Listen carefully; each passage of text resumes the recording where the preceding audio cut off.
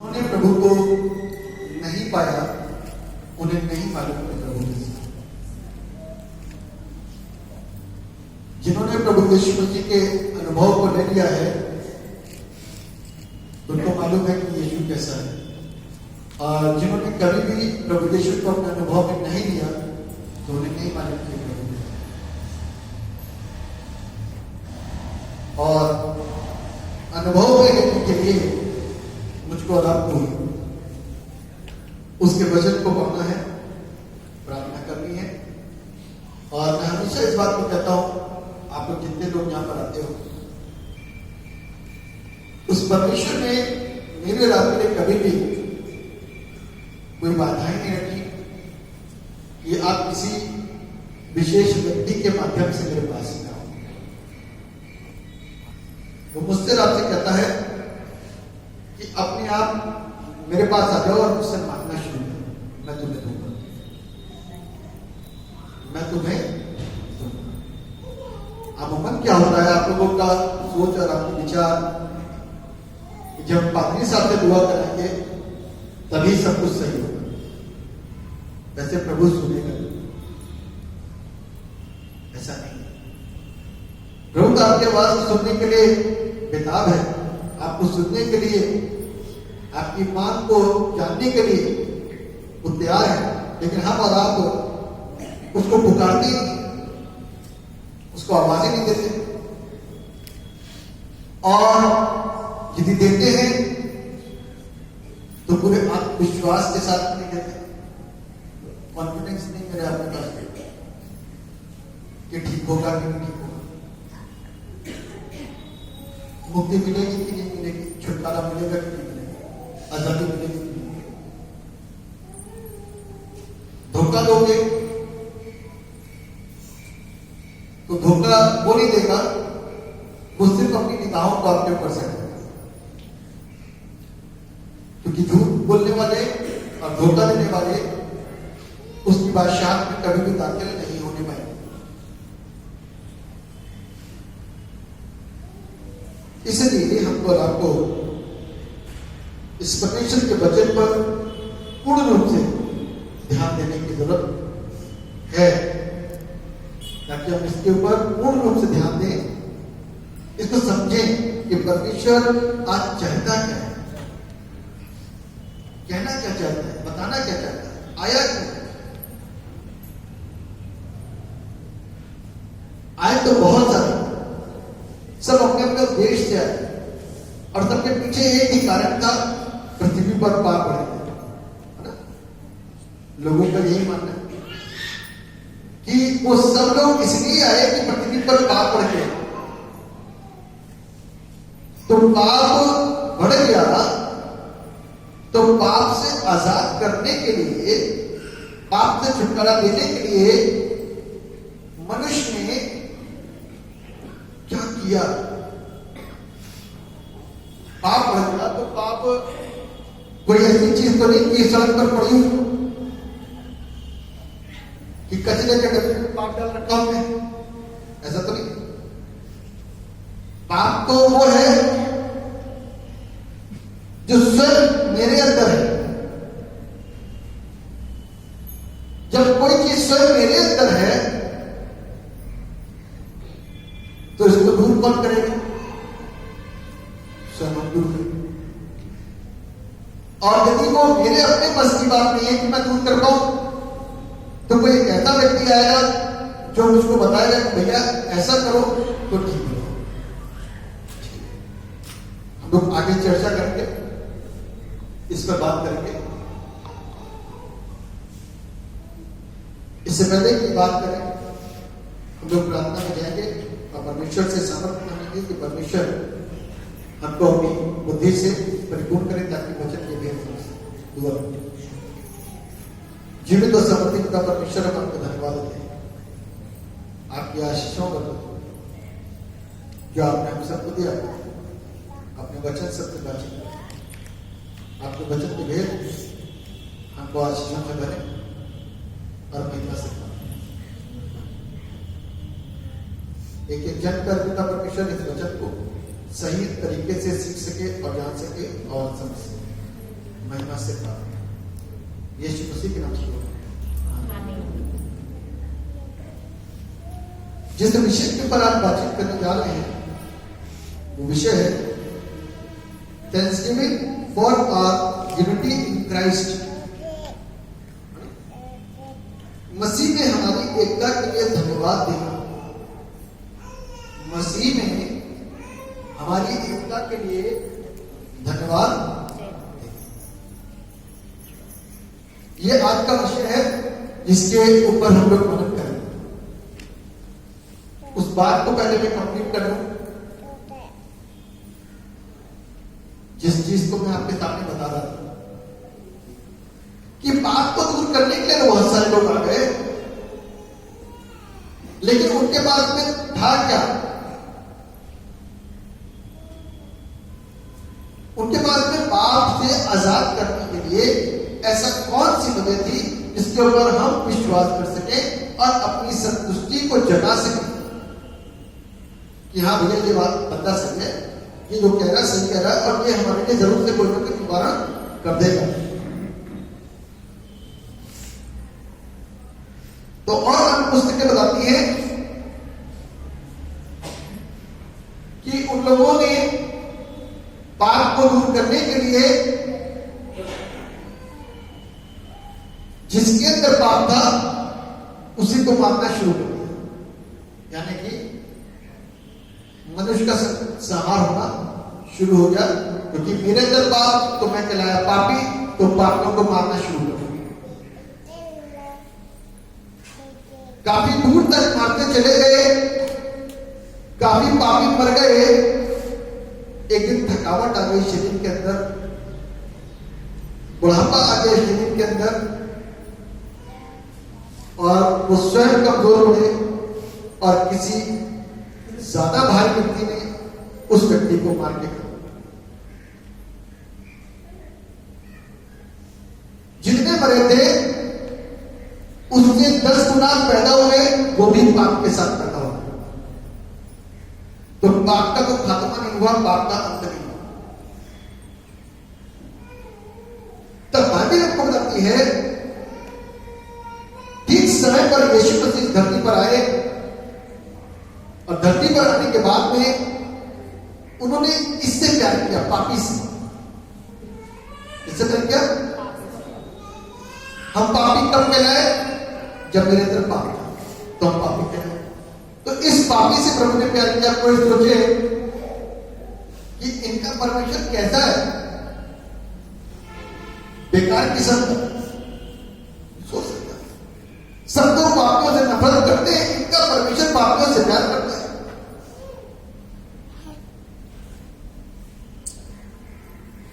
अभी जुटकी तक लोग गा रहे थे, अपने आंसुओं से धो तेरे चरण और अपने बालों से पोंछू तेरे। जिस स्त्री ने अपने आंसुओं से उसके पांव को धोया था, जिस स्त्री ने अपने बालों से उसके पांव को पोंछा था, वो स्त्री पापिनी थी, पाप में पकड़ी गई थी, गलत कामों में, गलत आचरण में पकड़ी गई थी। और यीशु मसीह उसके पास चले गए उसको जीवन देने के लिए। अब कोई दूसरा बंदा देखेगा तो क्या समझेगा? पापी व्यक्ति की सोच में पाप ही पैदा होता है। लेकिन जब कुछ लोगों ने उस स्त्री को बदले में और अपने पाप को छोड़ते हुए और अपना जिस वजह से वो पापनी कहलाती थी उस चरित्र को त्यागते हुए देखा, तो आगे से किसी की उस स्त्री के साथ में पाप करने की हिम्मत नहीं पड़ी, क्योंकि वो सुधर चुकी थी। हालेलुया। ऐसी कौन सी घुंडी प्रभु यीशु मसीह ने दे दी, ऐसी कौन सी चीज प्रभु ने, ऐसी कौन सी दवा प्रभु ने उस स्त्री को दे दी कि उसने अपना पाप छोड़ दिया। बाइबल बताती है कि यीशु मसीह जब इस धरती पर आए तो प्रेम लेकर, ज्ञान लेकर के, वो अतः सागर है ज्ञान का, जहां पर हम मनुष्यों की बुद्धि खत्म होती है वहां उसकी बुद्धि का आरंभ होता है। हम उससे तुलना नहीं कर सकते। उस परमेश्वर परमेश्वर ने अपनी बुद्धि का और अपने ज्ञान का सही और ठीक इस्तेमाल करते हुए उस स्त्री की सोच को बदल दिया, कर्म को बदल दिया और अपने पापों को सबके सामने मान लेने का एक मौका जब उस स्त्री को मिला तो उसने जरा सी चूक नहीं करी। और जब प्रभु यीशु मसीह में लोग आ जाते हैं जिनके अंदर रूह कुदूस काम करता है तो वो कुछ इतने ज्यादा ओपन हो जाते हैं कि वो अपने आप को रोक नहीं पाते परमेश्वर की खिदमत करते हुए। ये फर्क था यीशु मसीह में और अन्य लोगों में। प्रभु यीशु मसीह ने पापी से प्यार किया और इसके अंदर के पाप को निकाल के बाहर और वो स्त्री आज रो रो करके, आप देखो इतना आंसू भी बहना चाहिए, पश्चाताप का आंसू भी बहना चाहिए, तौबा का आंसू भी बहना चाहिए। उस स्त्री ने जो पापनी स्त्री थी, चरित्रहीन स्त्री थी, उस स्त्री ने आंसुओं को बहाया, अपने आप नहीं बहाया। रोने दिखा, रोने कितना रो, एक आंसू, दो आंसू, और वो रोना तब आएगा जब अंदर से कुछ भावना है। अपने दुख को प्रकट करोगे तो रोगे, अपने दुख को सिंपैथी गेन करने वाला एक व्यक्ति कई बार होता है, अपने दुख को प्रकट बताते बताते वो रोना शुरू कर देता है क्योंकि दुख उसके पास इतना होता है। जब जोड़ लगी होती है तो इंसान रोना शुरू करता है, लेकिन अपने पाप को मान करके बहुत रेयर लोग रोते हैं, अपनी गलती को मान करके बहुत रेयर लोग रोते हैं, अपने पाप को मान करके बहुत कम लोग रोते हैं। और वो रोती जा रही, रोती जा रही, रोती जा रही कि मैं क्या थी, क्या बना दिया। हालेलुया। मैं पापी थी, चरित्रहीन थी, लोग मेरे सामने गलत स्वभाव बनाते थे, लेकिन इसने मुझको बदल दिया, इस गुरु ने मुझको बदल दिया, इसकी बातों ने मुझको बदल दिया, इसके स्वभाव ने मुझको बदल दिया। और ये प्रभुओं का प्रभु है और राजाओं का राजा है। हालेलुया। और इसको कैसे छोड़ूं? तौबा के आंसू निकलते जा रहे और उसके पांव धुलते जा रहे। बात स्त्री की सुंदरता होते हैं और अपनी सुंदरता से उसके पांव को पोंछ डाला। This is the true repentance. लोग तो कह सकते थे वो तो एक ऐसी स्त्री के पास में बैठा हुआ है जो वेश्या है। लोग कह सकते थे वो तो एक ऐसे व्यक्ति के पास में बैठा हुआ है जो पैसे चुराता है, वो तो एक ऐसे व्यक्ति के पास में खाता पीता है जो पाप ही करते हैं। बाइबल में लिखा हुआ, यदि आपने पढ़ा है भजन संहिता की पुस्तक और उसका पहला अध्याय और उसका पहला पद, तो वो लिखा क्या ही धन्य है वो पुरुष जो दुष्टों की युक्ति पर नहीं चलता और न पापियों के मार्ग में खड़ा होता और न ठट्ठा करने वाले की मंडली में बैठता है। प्रभु यीशु मसीह उनके बीच में जाता था और काम कर जाता था, उनको बदल करके आता था, खुद नहीं बदलता, उनके जैसा नहीं होता। इसलिए बाइबल कहती है कि जब उसकी मृत्यु हुई तो वो आलमे अरबाब उतरा और वहां जाकर के फुल पेनल्टी पे करी और सारे गुनाहों के बोझ को वहां पर छोड़ करके वापस ऊपर आ गया। वो सिर्फ परमेश्वर कर सकता है, मैं और आप नहीं। यदि मैं 10 लोगों के साथ में जो सिगरेट पीने वाले हैं, आज नहीं तो कल, कल नहीं तो परसों, परसों नहीं तो नरसों कमजोर पड़ते फिर से सिगरेट चालू कर सकते हैं, नशा चालू कर सकते हैं कि हम कमजोर हैं। बेशक खंभा लगा करके हम बैठे थे क्रिश्चियनों का, हम कमजोर पड़ सकते हैं। एक तो ड्रिंक करने वाला बंदा कमजोर पड़ सकता है, कहता नहीं मैंने छोड़ दी, लेकिन 4 दिन के बाद, 5 दिन बाद, 6 दिन के बाद में एक दिन कमजोर पड़ते फिर से वो चालू हो जाता कमजोर। यीशु मसीह ने ऐसे कमजोरों के हाथ को पकड़ा और उसको संभाला। This is the humanity of Jesus Christ. ये परमेश्वर का अनोखा बन, वो आपको जीवन देने के लिए आया। उस स्त्री के सर में दर्द, पैर में दर्द, पेट में दर्द, शरीर में दर्द होता हुआ वो इस चीज की चिंता नहीं करी। आपने गौर किया, एक स्त्री जिसके 12 वर्ष से लहू बहने का रोग था, बहुत वैद्यों को दिखा चुकी थी, बहुत डॉक्टरों को दिखा चुकी थी, इतना पैसा खर्चा कर चुकी थी, ठीक नहीं हो पाई। किसी ने बताया कि उसके पास जीवन मिलेगा।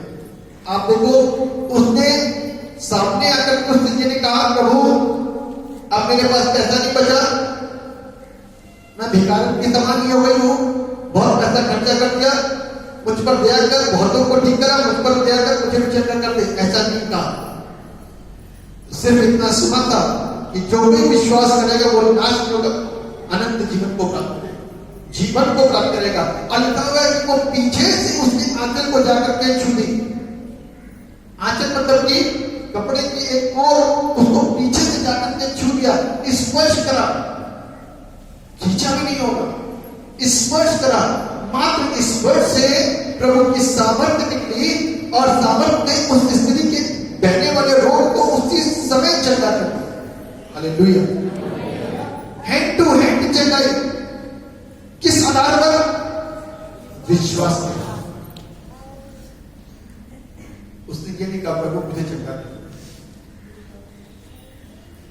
मैं इतने समय से बीमार हूं, आप लोगों की इच्छा करे तो घंटों भर मेरे को बिठा कर रखो, पानी साहब मेरे घर के अंदर ये काम नहीं हो रहा है, ये काम नहीं हो रहा है, ये काम नहीं हो रहा है, घर का बंदोबस्त से नहीं, ये मतलब आज से 15 साल पहले, 10 साल पहले, 20 साल पहले, 1 साल पहले, 1 हफ्ते पहले, 2 हफ्ते पहले क्या करते थे? तब किसको जाकर के तुमने बताया कि मेरे घर की ये समस्या है? तब तो उसी को झेल रहे थे। लेकिन आज यीशु मसीह के पास आने के बाद में अपनी सारी चीजें रखती है। और यीशु मसीह के आंचल को छूने की किसी के अंदर हिम्मत नहीं कि उसको स्पर्श करें। आंचल परमेश्वर के वचन को पढ़ना शुरू करें, उसकी शिक्षाओं को लेना शुरू करें, अपने जीवन को बदलना शुरू करें। तब परमेश्वर आपके और मेरे जीवन को खूबसूरत नहीं है। कब तक बीमारियों के पीछे दौड़ते रहेंगे? बीमारी तो रोज आएगी, कौन बचा पाएगा बीमारियों को? सर का दर्द रहता है, किसी दिन सर का दर्द नहीं हो तो पैर का दर्द हो गया, पैर का दर्द नहीं तो घुटनों का दर्द हो गया। कब तक बचोगे? और आप सोचते कि बुढ़ापे तक बिल्कुल फिट रहो तो पॉसिबल नहीं है। मौत आनी है, मरना है, उससे पहले स्वर्ग जाने का बंदोबस्त जरूर कर दो। स्वर्ग जाने का रास्ता बाहर कोई मार्केट में नहीं बनता कि नहा करके आप स्वर्ग पर पहुंचोगे, ऐसा कुछ नहीं है। परमेश्वर के वचन पर विश्वास करके उसको मान करके ही स्वर्ग पहुंच सकते हैं, अन्यथा दुनिया की कोई ताकत हमको स्वर्ग पहुंचा नहीं सकती। धार्मिक अनुष्ठान हमको स्वर्ग पहुंचा नहीं सकते। प्रयास कितने करेंगे, बड़े बड़े दान दक्षिणा चढ़ा लीजिए, स्वर्ग नहीं पहुंचेंगे।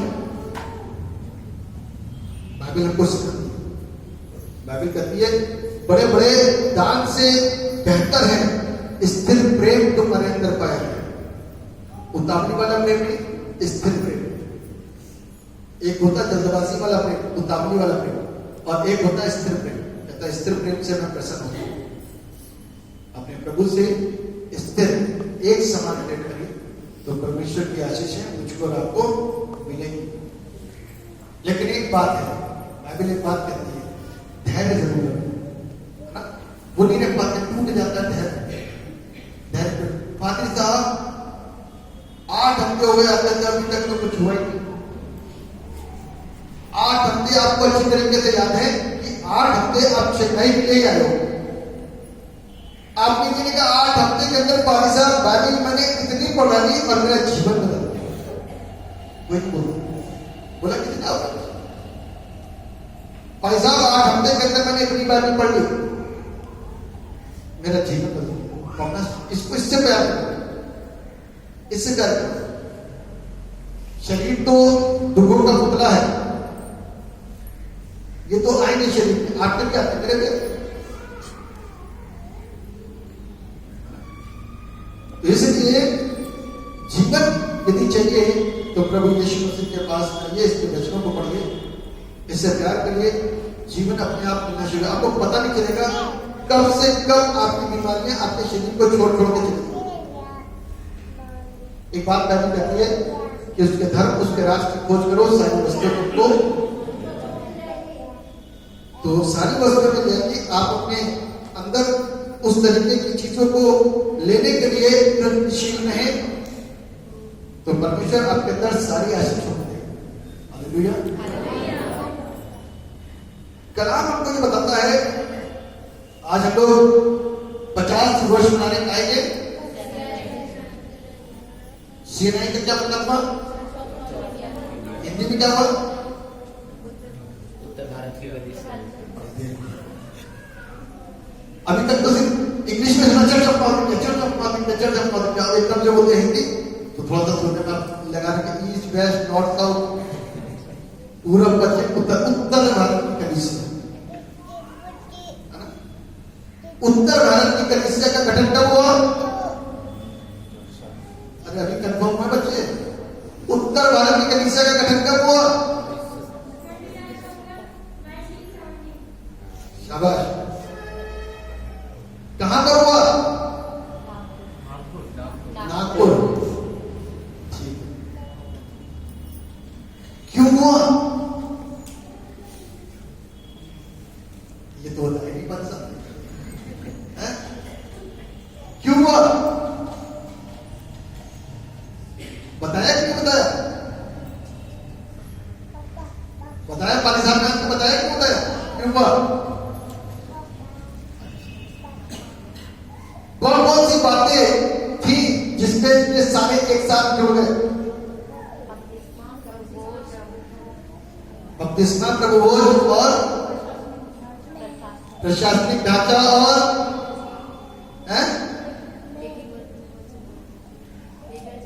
लिटर्जी, ठीक है ना? ये चार मुद्दे थे। सबसे पहला विश्वास, विश्वास के अंदर क्या क्या है? प्रभुभोज, विश्वास वचन, ठीक। सेकंड आता है आपका लिटर्जी, उसके बाद में क्या आता है आपका जिसके अंदर नियम और कानून है, नियमावली। उसके बाद में क्या आता है? प्रशासनिक ढांचा, ठीक है। सबसे पहले विश्वास, किस चीज के ऊपर? क्या प्रभु पर विश्वास करते हैं? पहले तो लोगों को यह चीज बतानी कि विश्वास करना किसके ऊपर। कोई तो कह रहा मैं तो इस पर विश्वास करूंगा, कोई कह रहा मैं इस पर विश्वास करूंगा, कोई कह रहा मैं इस पर विश्वास करूंगा, कोई कह रहा मैं उस पर विश्वास करूंगा, कोई कह रहा मैं उस पर विश्वास करूंगा। तो उस पर विश्वास करने के लिए इस पर विश्वास करने वाले के मन को बदलना, इस पर विश्वास करने वाले के मन को बदलना, इस पर विश्वास करने वाले के मन को बदलना, कितने साल लगे थे? कितने साल लगे थे एक होने में? कितने साल लगे थे? एक हफ्ता बाद 40 साल। एक हफ्ता हुआ, बच्चों को कंफर्म हुए और मुझे याद नहीं, 40 साल लगे थे। 40 साल का नेगोशिएशन चला, 40 साल लगे सारी बातों को सिखाने में, बताने में, उस पर विश्वास करने में, त्रिएक परमेश्वर पर विश्वास करने में 40 साल लगे। आखिरकार सब लोग एक मत पर आकर के विश्वास कर लिया कि हाँ, हम एकमात्र परमेश्वर पर विश्वास करेंगे जो पिता, पुत्र और यहां पर आता हमारा विश्वास। फिर उसके बाद में आती हमारी लिटर्जी, जिसको हम लोग फॉलो करते हैं यहां पर, है ना? जिसको हम लोग फॉलो करते हैं। लिटर्जी के अंदर वो चीजें हैं जो मुख्य है, एक है निकिया का विश्वास वचन और एक है प्रेरितों का विश्वास वचन, ठीक है ना? कितने विश्वास वचन है? दो। निकिया का विश्वास वचन कब तैयार हुआ? 325 AD में, ठीक है ना? उस समय क्या हुआ और कई लोगों ने मिल करके निकिया की, इसको बोलते हैं नाइसियन क्रीड, और निकिया के प्रदेश के अंदर इसको तैयार किया और उसको नाइसियन क्रीड बोला जाता है। निकिया का विश्वास वचन। निकिया का विश्वास वचन कब बोलते हैं लोग? जब प्रभु भोज की प्रार्थना होती है। प्रेरितों का विश्वास वचन कब बोलते हैं लोग? जब मैटिन सर्विस होती है, ठीक है? गौर करने की बातें, ये चीजें सिखाई हैं बच्चों को, और जितने लोग पढ़ गए जिनको मैंने पढ़ाया उनको सबको मैंने सिखा दिया कि निकिया का विश्वास वचन जिस दिन प्रभु भोज की प्रार्थना होती है उस दिन दोहराया जाता है, और प्रेरितों का विश्वास वचन जिस दिन एथेंस की प्रार्थना होती है उस दिन दोहराया जाता है। अब मैं एक्सप्लेन नहीं करने जा रहा। तो सबके पीछे एक ध्येय था कि सबको एक करना। इन सबके पीछे सिर्फ एक ही ध्येय था कि सबको एक करना। सब बिखरे हुए, एक करने का काम कौन कर सकता है? करने का काम कौन कर सकता है?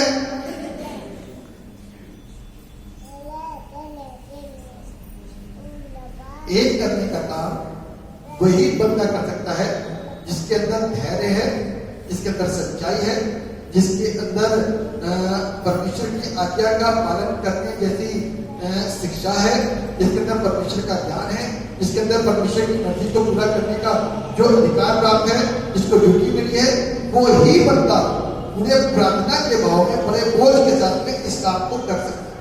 40 साल के अंदर उसको पता होगा कितनी ऊंची नीच आई होगी, कितने विरोध हुए होंगे, कितनी रुकावटें आएंगी, कितना ने मना कर दिया होगा, कितना ने ठुकरा दिया होगा, लेकिन जिस बंदों ने शुरुआत करी उन लोगों ने धैर्य के साथ सारे काम को आगे, और यही काम वहां से आया ऊपर से, स्वर्ग से, परमेश्वर के द्वारा। अब परमेश्वर ने सबको एक करने की कोशिश की, है ना? परमेश्वर ने सबको एक करने की कोशिश करी कि नहीं करी? है जी? जोर जोर लेना, बड़ी धीरे आवाज में करी। कैसे करी?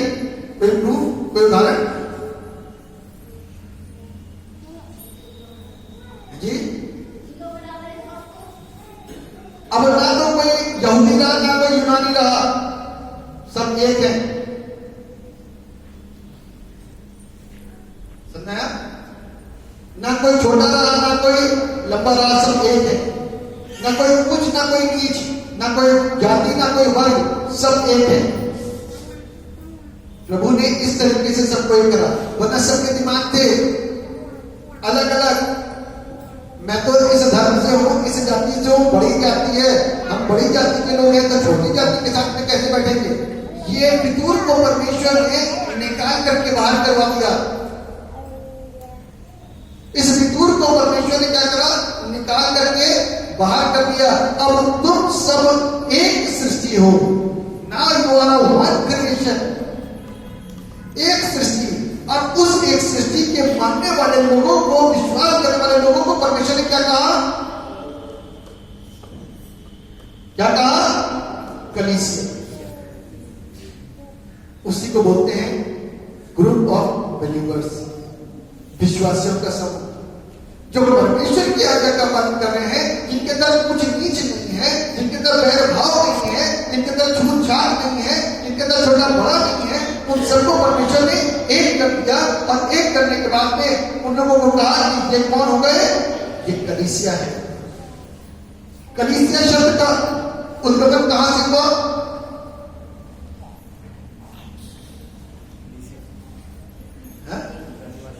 एकलीसिया, ग्रीक भाषा के एकलीसिया शब्द से निकल करके आया कलीसिया। और कौन सा दूसरा शब्द है? कहार। इब्रानी भाषा का शब्द कहार, जिससे निकल के आया कलीसिया। दोनों का अर्थ क्या है? सभा। ठीक है ना? दोनों का अर्थ क्या है? सभा, यानी कि विश्वासियों का समूह। ये कलीसिया नहीं, इधर तो जितनी कलीसिया, वो कलीसिया की बात प्रभु नहीं कर रहा। प्रभु उस कलीसिया की बात कर रहा है जिसके अंदर मतभेद नहीं है, जिसके अंदर भेदभाव नहीं है, जिसके अंदर झगड़े नहीं है, जिसके अंदर लड़ाइयां नहीं है। उस कलीसिया की बात कर रहा है जिसके अंदर कुछ नहीं जैसी बातें नहीं पाई जाती, जिसके अंदर तरह तरह के मनों के अंदर एक दूसरे के प्रति बातें नहीं पाई जाती। उस कलीसिया की बात कर रहा है जो सब जगह से चुनी गई है, जो सब जगह से चुनी गई है। अभी अपन लोग ने दिखाया कलीसिया की गैरमानी बुनियाद है। बुनियाद कौन है? वो रब, वो मसीह जो मसा हुआ नीदरलैंड के लिए, वो बुनियाद है, वो जड़ है। अपने बाप की आज्ञा को, अपने पिता की आज्ञा को जैसा जैसा होने का वैसा ही पूरा किया, अलग नहीं हुआ। आज वो जो मुझको सिखाता है, मुझको और आपको भी अलग नहीं होना है। मुझको और आपको भी उसकी बातों को ढंग से और ध्यान के साथ में सुनने की जरूरत और आवश्यकता है। लिखा है दुनिया की हर एक कौम से चुनी गई है। और क्या लिखा है? नजात के एक ही बंद से वो बांधी गई है, एक ही बंद से वो बांधी गई है। नजात का एक बंद है और दुनिया की कौमों से वो चुनी गई है। दुनिया में बहुत सारी कौमें हैं, हिंदू, मुसलमान, सिख, और भी तरह तरह के हैं। जरूरत धर्म है, और भी कई धर्म है जो बड़े जल्दी बन जाते हैं, वो भी धर्म है। उन सबसे चुनी गई है। अब यहाँ पर कौन? सब अलग अलग विश्वास के लोग बैठे। यहाँ पर सिख भी आते हैं, मुस्लिम भी आते हैं, यहाँ पे हिंदू भी आते हैं, छोटी जात भी आते हैं, बड़ी जात भी आती है। लोगों की सोचों के अनुसार मैं बता रहा हूँ। क्रिश्चियन भी बैठे, विश्वासी भी बैठे, सब बैठे, और न जान के एक ही वर्ण से बांधे गए। तो मैं उसके विषय की बात कर रहा हूं और विषय का कलाम उसके विषय की बात कर रहा है। बेशक को यहां से एक बंदा चुना हुआ हो जिसके मन बड़ा साफ हो, और एक दुनिया से जिसका मन साफ हो, एक हो सकता है एक अमेरिका से हो, तो परमेश्वर उस ओवरऑल सार्वलौकिक कलीसिया की बात कर रहा है, यूनिवर्सल चर्च की बात कर रहा है। ठीक है ना? कहता चर्च यूनिवर्सल सार्वलौकिक कलीसिया, उसकी बात परमेश्वर यहां पे कर रहा है। तो हमको और आपको परमेश्वर के कलाम की बेहतर बातों को सीखना है और उसकी आज्ञा का पालन लगातार और निरंतर करने की जरूरत है। चर्च ऐसे नहीं बनती, कलीसिया ऐसे नहीं बनती जो एक दूसरे की बुराइयां कर करके चर्च बन गया, एक दूसरे से चिड़ चिड़ करके चर्च बन गया ना। चर्च वो है जिसके अंदर लिखा हुआ था कलाम के अंदर, पहला प्रेरितों के काम उसका दूसरा अध्याय उसकी 40 से पद लिखा है, लोग अपनी प्रॉपर्टी के हिस्से को, आज प्रॉपर्टी में तो जगत है, लोग अपनी प्रॉपर्टी के हिस्से को बेच करके याजक के पास दे देते थे, जिसको जो जरूरत है अपनी जरूरत के अनुसार ले ले। आज में प्रॉपर्टी में तो मदद हो जाती है, लेकिन उस समय प्रॉपर्टियों को बेच करके लोगों की सहायता कर दिया जाता था। वो कलीसिया थी जिसके अंदर एक जैसी बातें थी, एक जैसी भावना थी। उस कलीसिया की बात कर रहा है, उस एकता की बात यहां पर कर रहा है ना। निकाल लीजिए जरा यूहन्ना रचित सुसमाचार उसका 7वां अध्याय उसका 20वां पद क्या लिखा हुआ है, जिस किसी को मिले पढ़े। मैं केवल इन्हीं के लिए विनती नहीं करता, परंतु उनके लिए भी जो इनके वचन के द्वारा मुझ पर विश्वास करेंगे। बस लिखा हुआ है, मैं केवल इन्हीं के लिए विनती नहीं करता, परंतु उनके लिए भी जो इनके वचन के द्वारा मुझ पर विश्वास करेंगे। भविष्य की बात कर रहा है ना, वो मेरे नाम के विषय की बातचीत कर रहा है। ये कब कहा प्रभु यीशु मसीह ने? जब उसके शिष्य थे, अपने शिष्यों को प्रभु यीशु मसीह ने इन बातों को बताया। ये यहां पर किससे बात कर रहा है? प्रभु यीशु अपने पिता से कहता, प्रभु मैं सिर्फ इनके लिए बातें नहीं करता, और चेले, मैं चेलों की बातें नहीं करता, परंतु मैं उन लोगों के लिए भी बातें करता हूं जो इनके द्वारा वचन को सुन करके विश्वास करेंगे। मैं उनके लिए विश्वास, उनके लिए बातें करता हूं जो इनकी बातों को सुनेंगे और मुझ पर विश्वास करेंगे। मैं उनके लिए बातें करता हूं। भविष्य में आप हैं, आपके बाद आने वाली पीढ़ी हो सकती है। जब तक प्रभु यीशु मसीह का द्वितीय आगमन ना हो जाए, जितनी पीढ़ियां आएंगी उन सबके लिए प्रभु बात करता है। जो विश्वास करेगा वो बचे। आगे कल का बेटा पढ़ना। कि वे सब एक हो, जैसा तू है पिता मुझ में है और मैं तुझ में हूँ, वैसे ही वे भी हम में हो, जिससे संसार विश्वास करे कि तू ही ने मुझे भेजा है। बस लिखा हुआ है कि वे सब एक हो। वे सब कैसे हो? एक। जैसे मैं तुझ में और तू मुझ में, है ना। पिता अपनी बातों को पुत्र से छिपाता है? नहीं। पुत्र अपनी बातों को पिता से छिपाता है? नहीं। लेकिन आज हम अपनी सहमति में छुपाते हैं पुत्र से, है जी। फ्रिज डालते तो बता देते फ्रिज लेकर के आए, स्कूटी डालते तो बता देते, लेकिन सहमति कोई नहीं बताता जल्दी से, नजर लग जाएगी, है ना। हकीकत तो यही ना, सच्चाई है। कितने डाक्टर लोग क्या बताएंगे? बताया कोई? क्योंकि हमारी एक सोच नहीं, एक विश्वास नहीं। बाइबल हमको क्या बताती है कि जैसे मैं तुझ में हूं और तू मुझ में हो, वैसे ही वे भी जो मनुष्य इस धरती पर इन शिक्षों के वचनों के द्वारा हम पर विश्वास करेंगे, वे भी एक हो जाएंगे। आगे क्या बेटा वो?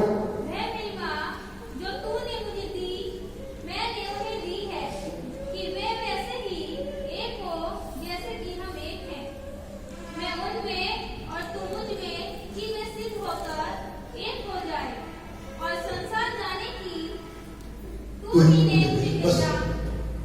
लिखा हुआ है कि वो महिमा जो तूने मुझे दी मैंने उन्हें दी है। वो महिमा परमेश्वर ने शंका करने का दान किसके बाद में था? स्वयं यीशु मसीह के पास। यीशु ने मुर्दे शंका करे, मुर्दों को जिलाया। आज धरती के लोग, आप और हम, बहुत सारे प्रभु के दास ऐसे लोग हैं जो मुर्दों को उठा करके शंका करते हैं। मालूम है आपको? मालूम है? जोर से बोले ना। क्या करना मालूम है? कौन कोई स्त्री जो ठीक करती है? सिस्टर गुलमैन 34 मुर्दे उठा करके खड़े कर दिए। 34 मुर्दे उठा कर खड़े कर दिए। यीशु के नाम से उनके खड़ा हो गया, मरा हुआ है, उनके खड़ा हो गया। तो हकीकत बात यह कि जो महिमा उसकी, वही महिमा उसने हमको दे दी। उसने अपने और हमारे अंदर जरा सा भी फर्क नहीं रखा। वो परमेश्वर है, जगत का सृष्टि करता है, और उसके पास जो अधिकार है वही अधिकार उसने मुझको और आपको दिया। और एक बात और कह रहे हैं कि तुम मुझसे भी बड़े देखा। आज जहां पर आप लोग भी बैठा हो, ताकि कुछ चंगाइयां मिलती है, ठीक होते, जो चंगाइयां उसने करी वही चंगाई यहां पर हो रही है। पंजाब में चले जाओ, वहां पर चंगाइयां हो रही है। जलंधर चले जाओ, वहां पर चंगाइयां हो रही है। चंडीगढ़ चले जाओ, वहां पर चंगाइयां हो रही है। दुनिया के किसी कोने में घूमकर चंगाइयां हो रही है। कौन कर रहा है? प्रभु के लोग। क्यों? क्योंकि उनके पास क्या है? प्रभु।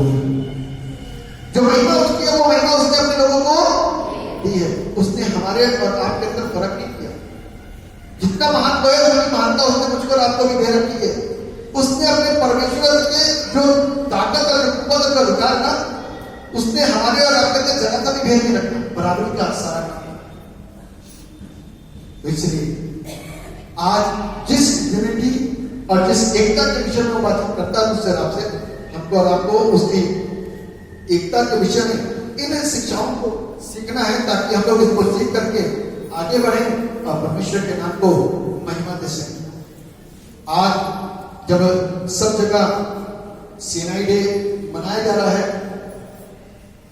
तो इस शुभ मौके पर मैं आपको उन चर्चों के नाम जरूर बताऊंगा जो चर्च उस समय 6 चर्च एक हुए थे ना। 3 in 1 होता है, 2 in 1 होता है, ये 6 in 1 हुआ है ना। क्या हुआ? 6 in 1। कौन से 6 चर्च थे मालूम है आपको? बैप्टिस्ट चर्च है ना। बैप्टिस्ट चर्च था पहला। दूसरा था brethren, the church of the brethren in India. तीसरा था डिसाइपल ऑफ क्राइस्ट। चौथा था एंग्लिकन, जिसको चर्च ऑफ इंडिया भी बोला जाता है। पांचवा था यूनाइटेड चर्च ऑफ इंडिया। और छठा था the Methodist church of British and Australian background. ये 6 चर्च। अब हम लोग को शिक्षा नहीं है, ज्ञान नहीं है, उसमें हम लोग कहते हैं वो ये है, वो ये है, वो ये है, वो ये। लेकिन ये सब चर्च ऑफ नॉर्थ इंडिया है, यानी कि उत्तर भारत कलीसिया के एक अभिन्न अंग। इसी लिटरेचर को फॉलो कर रहे हैं, इसी विश्वास को फॉलो कर रहे हैं, इसी स्ट्रक्चर को फॉलो कर रहे हैं, जो ढांचा है हम इसी को फॉलो कर रहे हैं। They are not out of this literature, वो इससे बाहर नहीं है, वो इस प्लान से बाहर नहीं है, इस कनेक्चर से बाहर नहीं है, वो इसी के अंदर है। They all are called CNI church of North India. तो हमको और आपको बाइबल जो सिखा रहे वो ये सिखा रहे कि हमको और आपको एक होना, सोच में विचारों में। यदि एक नहीं होंगे तो ध्यान रखिएगा, उन आशीषों को कभी भी हम प्राप्त नहीं कर सकते जो आशीषें परमेश्वर ने मेरे और आपके लिए रखी है। सेलिब्रेशन तो बहुत सारे कर सकते हैं, मना सकते हैं, लेकिन जो आशीषें परमेश्वर ने हम लोग ने रखी है कि तुम सब एक हो जाओ, तो उस बात को अपने अंदर लेकर के आए, ताकि हम लोग हर एक तरीके से एक होकर के परमेश्वर के नाम को महिमा दे सके। क्योंकि एक करने का उद्देश्य सिर्फ ये था कि एक बड़ी संख्या में लोग विश्वास एक होंगे और उस परमेश्वर के नाम को महिमा देंगे। परमेश्वर इस वचन के द्वारा सबको आशीष दुआ। जीवित और सर्वशक्ति का परमेश्वर, राजाओं के राजा, प्रभु के प्रभु, सर्वशक्तिमान पिता, हम आपको धन्यवाद दें आपके तमाम आशीषों के लिए, बरकतों के लिए जो आपने आपके नाम की स्तुति, आपकी तारीफ, हर एक को बरकत दीजिए, अपनी महिमा की स्तुति। पूरे वक्त प्रभु आपके हाथों में सौंपते हैं, आगे के भाग को प्रभु आपके हाथों में सौंपते हैं, अपनी सेवकाई के लिए और सामने के साथ यीशु के नाम से आमीन।